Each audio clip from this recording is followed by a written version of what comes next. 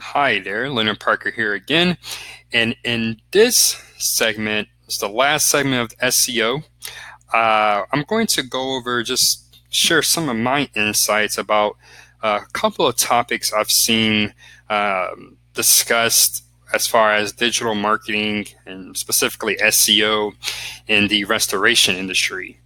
And I thought I would just add this extra segment here because from what I've heard and what I've read, I have my own insights that don't necessarily aren't the same as some of what I've already seen.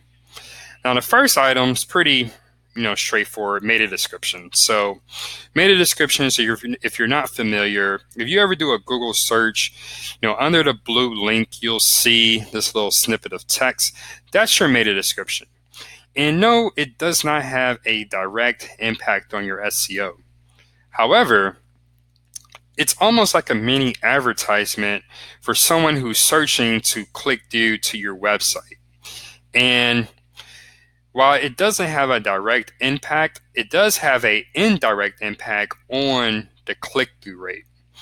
And so your click-through rate, just to use some easy numbers here, let's say over the next month, there's 100 searches for Houston water damage restoration.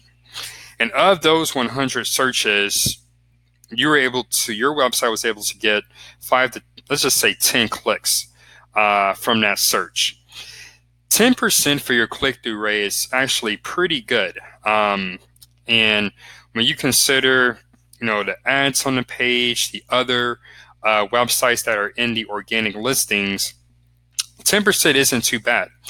And that's the first step. You have to get that click. And combined with some of the other user engagement metrics for your website. So once someone clicks, how long are they staying on your website? Are they going to other pages on your website? Are they calling you? Are they filling out, completing a conversion on your website? All of those work together, but the first step is to get the click. And so the more clicks you can get, the larger percentage of those clicks you can get, obviously the more potential leads that are coming to your website, and the better, more traffic to your site. So again, while strong meta descriptions, they don't have a direct impact. Google isn't going to penalize you if you don't have it at the right length or you don't use your keyword in the meta description. They can really help jumpstart some organic traffic and potentially leads for your restoration company's website. And so that's just something to think about. I wouldn't prioritize them. I think some of the topics that I've gone over in some of the other SEO videos are more important, but I wouldn't completely ignore them either. And at least, focus on your top pages and making sure that the meta descriptions are up to par. And you can see here, this is a search I did for the Houston area. So the first one, it's really good. It's the right length, and they have a call to action.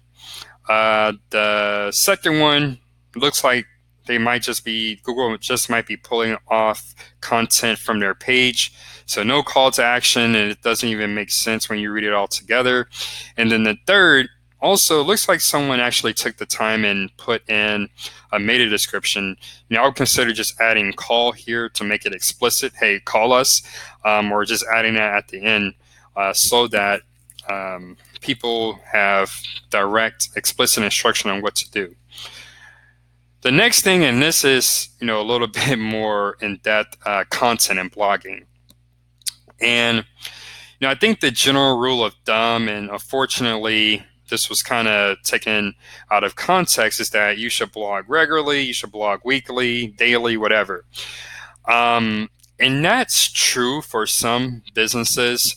So if you're a news website, or if you're in an industry like finance, or anything that's probably changing on a daily or weekly basis, it's important that you update the content on your website. Otherwise, your content becomes stale and outdated, and that's not good for users.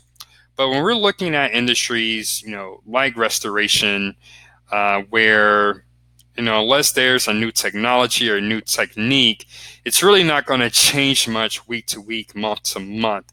In that case, it's really not important. I wouldn't put it at the top of my priority list for my restoration site to have a blog up every week or every month. But blogging and content itself can be a great way for you to provide value and establish goodwill for your customer and your prospective customers.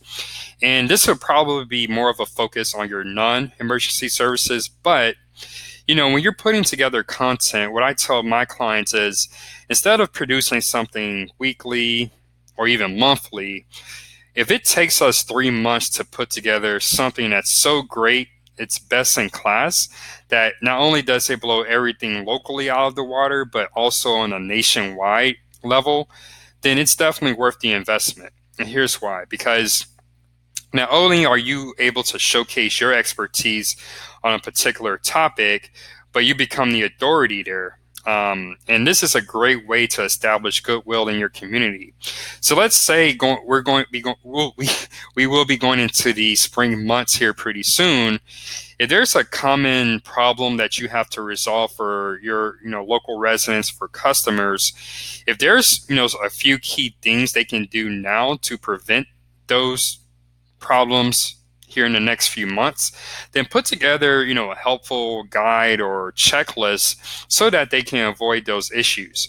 And you might be wondering, okay, if I help them avoid those issues, isn't that taking away from calls I could be getting later? Sure, but you can't put a price on that goodwill that you're establishing with your local community. I find that when you give value, even if you don't get something in return, that's going to pay for itself tenfold over the long term. So focus on, if you are incorporating content into your digital strategy, which I recommend you do for your restoration company, make sure that you are focusing on adding value. And then, we talked about in the previous video, the importance of building backlinks for your website. And typically it's very difficult to build backlinks to your services pages because they're very commercial intent. But when you're putting together these guides, these checklists, these insightful blogs on different topics, you're providing that value. And that's the type of content that other website owners are more comfortable with linking to. So it does make link building and link acquisition much easier. And then it also gives you opportunities to target long tail keywords. Now you see here an example I did, a few examples of long tail keywords. So what we would call in the SEO world, this is your head term, Detroit water damage restoration. Then for the second bullet point here, we have Detroit residential water damage restoration. So it's a little bit more specific. And then for the third point here, we have Detroit residential basement water damage restoration. So I didn't do a search volume lookup on any of these, but you can bet that the search volume is going to be a lot lower for your really long tail keywords. So again, these are just keywords that are really specific. But if someone is searching and typing in this into Google, they know exactly what the problem is, so they are problem aware. But at this point, they're really looking for someone who can help them for this specific problem. So yeah, there might be 5 searches a month for this phrase versus 50 for this phrase here at the top. But these 5 people who are looking for this, they're ready to call someone to come to help them with their problem. So that's how you balance out search volume with people who are going to call you. And I'm sure you understand, you really want people calling you, not focus so much on search volume. And like I said, kind of has been a theme in this webinar series. When you put out good content, it helps you establish goodwill with your local community, and you become that go-to authority whenever someone has an issue. So hopefully this segment has cleared up some things about blogging, content, meta descriptions. But if you have any other questions, or if you just need a quick content strategy to get you by for the next few months, feel free to give us a call at the number here on the slide. no obligation. This is a free consultation.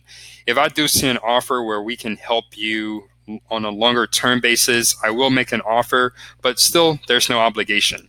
So thanks for watching. And in the next video, we're going to go into brand reputation management and making sure that your brand is seen in a good light across the web. So thanks for watching. I look forward to seeing you in the next lesson. Take care.